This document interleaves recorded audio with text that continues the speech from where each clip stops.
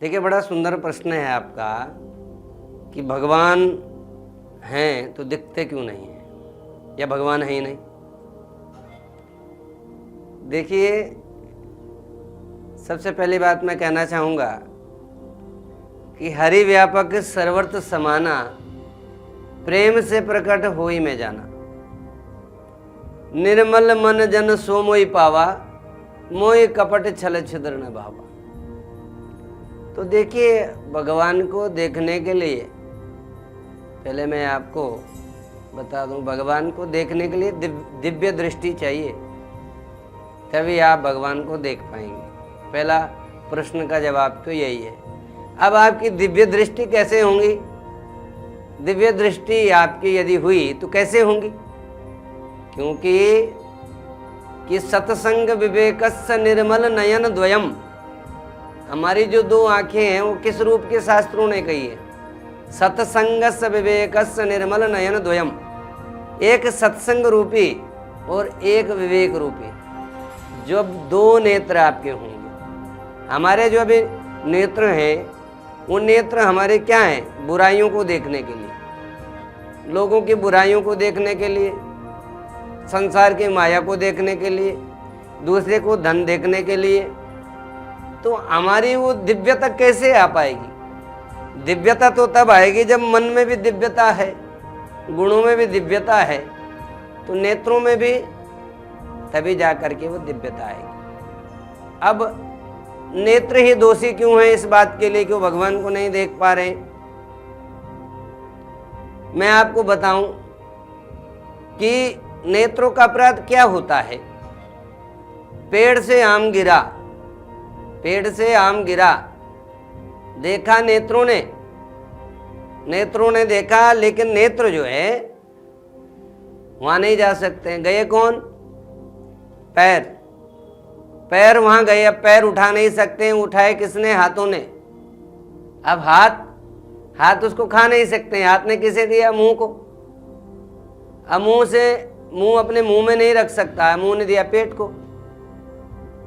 अब पेट ने खा लिया, इतने में माली आ गया। अब माली ने डंडे मारे किसे? पीठ को।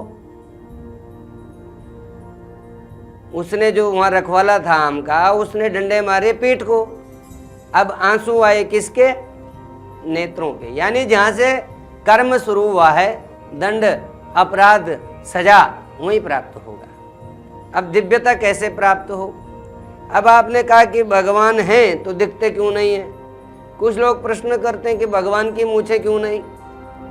ऐसे बहुत सारे प्रश्न होते हैं। तो देखिए, भगवान जो है स्वयं न तो आपने देखे न हमने देखे, लेकिन ऐसे भी भक्त हैं जिन्होंने उनके साक्षात्कार किए। लेकिन भगवान की जो मूर्त है हमारे मन में, जो एक परिकल्पना है, उनका एक जो स्वरूप है वो कैसे होंगे? आप मन में विचार करें कि आपके भगवान कैसे होंगे। यदि हम लड्डू गोपाल जी का, भगवान कृष्ण का, भगवान राम का ध्यान कर रहे हैं, जिनका नाम लेने मात्र से ऐसी शांति प्राप्त होती है, इतनी सकारात्मकता आ जाती है, उनका रूप कैसा, उनका गुण कैसा होगा, वो सब हम अपने मन से मानसिक रूप से उनको बना लेते हैं। यदि आपको कहा जाए कि भाई आप रावण की आकृति बनाए अपने मन में, तो नाम, जैसे नाम आप देखेंगे 10 सिर हैं, तो कैसा विराट रूप व्यक्तित्व आप उनका बनाएंगे। तो हम भगवान को कैसे बनाते हैं? कर्पूर गौरम करुणावतारम संसार सारम, कर्पूर के समान गौर वर्ण है, उनके कैसे शरीर कोमल अंग बनाएंगे। तो भगवान को देखने के लिए आपकी दिव्य दृष्टि होनी चाहिए। जब आपके मन से राग, द्वेष, संताप, पाप, बुराइयां, ये अनंत जो इच्छाएं जब समाप्त हो जाएंगी, जब आपको सब में भगवान के दर्शन होने लग जाएंगे, जब आपका आध्यात्मिक ज्ञान बढ़ जाएगा, तब निश्चित रूप से आप भगवान का आवास अपने आसपास करेंगे, आपको भगवान के साक्षात्कार होंगे। तो ये जो सुप्रीम पावर है, आप उसे किसी रूप में भी आप पूजते हैं या मानते हैं, तो सुप्रीम पावर है, वो ईश्वर है। उनकी शक्तियों को, ये जो आप उनकी संरचनाओं को, उनके जो कृपा है उसको आप नकार नहीं सकते हैं। तो सुप्रीम पावर आपके पास है, लेकिन उसके लिए हमें अपने आप में सुधार करना होगा। हमें अपनी दिव्यता को, हमें अपने गुणों को पुनर्जीवित करना होगा, तब हम भगवान के दर्शन कर सकते हैं। गुरु विद्या से हमने ये प्राप्त किया है कि जैसे कि आप बोलेंगे 2 गुणा 2 4। अब ये किसने 2 गुणा 2 4 होता है, ये आपको किसने बताया? तो ये आपको आपके गुरु ने बताया, आपके टीचर ने बताया। तो ये जो है गुरु से गुरु से ये ट्रांसफ़र होते हुए ये शिक्षा आगे आई है कि हमारे भगवान कैसे थे। अब जैसे आप मानेंगे कि भाई बिजली है, तो बिजली का क्या स्वरूप है? क्या बिजली को आपने देखा है? क्या आपने महसूस किया है?